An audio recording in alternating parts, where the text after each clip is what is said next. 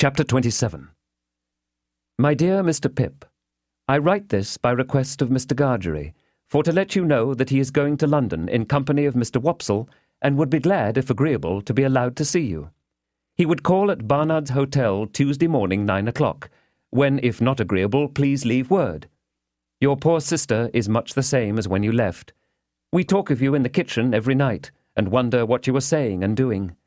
If now considered in the light of a liberty, excuse it for the love of poor old days. No more, dear Mr. Pip, from your ever obliged and affectionate servant, Biddy. P.S. He wishes me most particular to write, "What larks!" He says you will understand. I hope and do not doubt it will be agreeable to see him, even though a gentleman, for you had ever a good heart, and he is a worthy, worthy man. I have read him all, excepting only the last little sentence, and he wishes me most particular to write again, "What larks!"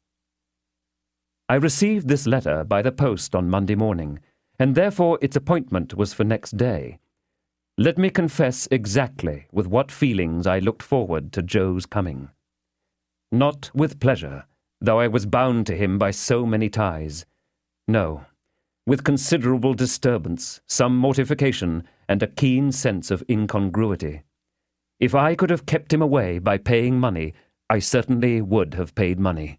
My greatest reassurance was that he was coming to Barnard's Inn, not to Hammersmith, and consequently would not fall in Bentley Drummle's way. I had little objection to his being seen by Herbert or his father, for both of whom I had a respect, but I had the sharpest sensitiveness as to his being seen by Drummle, whom I held in contempt. So, throughout life, our worst weaknesses and meannesses are usually committed for the sake of the people whom we most despise. I had begun to be always decorating the chambers in some quite unnecessary and inappropriate way or other, and very expensive those wrestles with Barnard proved to be. By this time the rooms were vastly different from what I had found them, and I enjoyed the honour of occupying a few prominent pages in the books of a neighbouring upholsterer. I had got on so fast of late that I had even started a boy in boots, top boots, in bondage and slavery, to whom I might have been said to pass my days. For after I had made the monster out of the refuse of my washerwoman's family, and had clothed him with a blue coat, canary waistcoat, white cravat, creamy breeches, and the boots already mentioned, I had to find him a little to do and a great deal to eat, and with both of those horrible requirements he haunted my existence. This avenging phantom was ordered to be on duty at 8 on Tuesday morning in the hall. It was 2 feet square, as charged for floor cloth, and Herbert suggested certain things for breakfast that he thought Joe would like. While I felt sincerely obliged to him for being so interested and considerate, I had an odd, half-provoked sense of suspicion upon me that if Joe had been coming to see him, he wouldn't have been quite so brisk about it. However, I came into town on the Monday night to be ready for Joe, and I got up early in the morning and caused the sitting-room and breakfast table to assume their most splendid appearance. Unfortunately, the morning was drizzly, and an angel could not have concealed the fact that Barnard was shedding sooty tears outside the window, like some weak giant of a sweep. As the time approached, I should have liked to run away, but the avenger pursuant to orders was in the hall, and presently I heard Joe on the staircase. I knew it was Joe by his clumsy manner of coming upstairs, his state boots being always too big for him, and by the time it took him to read the names on the other floors in the course of his ascent. When at last he stopped outside our door, I could hear his finger tracing over the painted letters of my name, and I afterwards distinctly heard him breathing in at the keyhole. Finally, he gave a faint single rap, and Pepper, such was the compromising name of the avenging boy, announced, "Mr. Gargery!" I thought he never would have done wiping his feet, and that I must have gone out to lift him off the mat, but at last he came in. "Joe! How are you, Joe?" "Pip! How air you, Pip?" With his good, honest face all glowing and shining, and his hat put down on the floor between us, he caught both my hands and worked them straight up and down, as if I had been the last patented pump. "I am glad to see you, Joe. Give me your hat." But Joe, taking it up carefully with both hands, like a bird's nest with eggs in it, wouldn't hear of parting with that piece of property, and persisted in standing talking over it in a most uncomfortable way. "Which you have that growed," said Joe, "and that swelled, and that gentlefolked." Joe considered a little before he discovered this word. "As to be sure you are a honour to your king and country." "And you, Joe, look wonderfully well." "Thank God," said Joe. "I'm ekerval to most. And your sister, she's no worse than she were. And Biddy, she's ever right and ready. And all friends is no backarder, if not no forwarder. 'Ceptin Wopsle, he's had a drop." All this time, still with both hands taking great care of the bird's nest, Joe was rolling his eyes round and round the room, and round the flowered pattern of my dressing-gown. "Had a drop, Joe?" "Why, yes," said Joe, lowering his voice. "He's left the church and went into the play-acting, which the play-acting have likewise brought him to London along with me. And his wish were," said Joe, getting the bird's nest under his left arm for the moment and groping in it for an egg with his right, "if no offence, as would hand you that." I took what Joe gave me, and found it to be the crumpled playbill of a small metropolitan theatre, announcing the first appearance in that very week of the celebrated provincial amateur of Rossian renown, whose unique performance in the highest tragic walk of our national bard has lately occasioned so great a sensation in local dramatic circles. "Were you at his performance, Joe?" I inquired. "I were," said Joe, with emphasis and solemnity. "Was there a great sensation?" "Why," said Joe, "yes, there certainly were a peck of orange peel, particular when he see the ghost. Though I put it to yourself, sir, whether it were calculated to keep a man up to his work with a good heart, to be continually cutting in betwixt him and the ghost with Amen. A man may have had a misfortune and been in the church," said Joe, lowering his voice to an argumentative and feeling tone, "but that is no reason why you should put him out at such a time. Which I mean to say, if the ghost of a man's own father cannot be allowed to claim his attention, what can, sir? Still more, when his mourning at is unfortunately made so small as that the weight of the black feathers brings it off, try to keep it on how you may."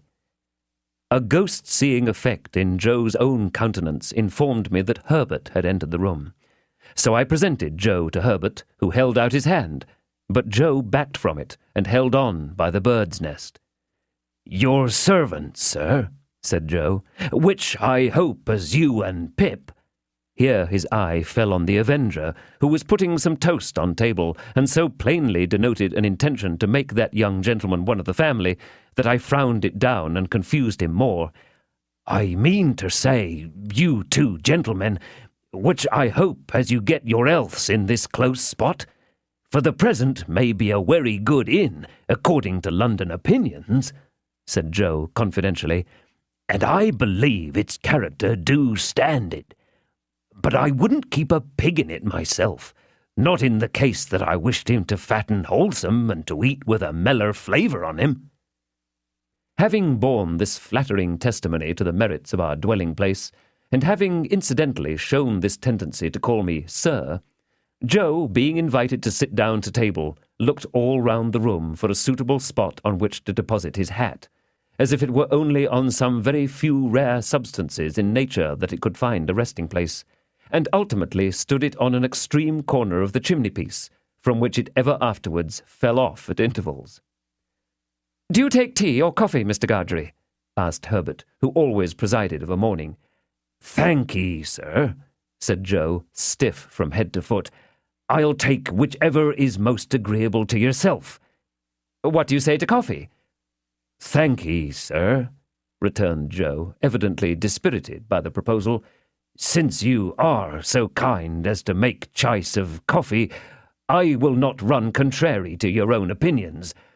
But don't you never find it a little eating?" "Say tea, then," said Herbert, pouring it out. Here Joe's hat tumbled off the mantelpiece, and he started out of his chair and picked it up and fitted it to the same exact spot, as if it were an absolute point of good breeding that it should tumble off again soon. "When did you come to town, Mr. Gargery?" "Were it yesterday afternoon?" said Joe, after coughing behind his hand, as if he had had time to catch the whooping cough since he came. No, it were not. Yes, it were. Yes, it were yesterday afternoon," with an appearance of mingled wisdom, relief, and strict impartiality. "Have you seen anything of London yet?" "Why, yes, sir," said Joe. "Me and Wopsle went off straight to look at the blacking wearers. But we didn't find that it come up to its likeness in the red bills at the shop doors. Which I mean to say," added Joe in an explanatory manner, "as it is there drawed to architectural."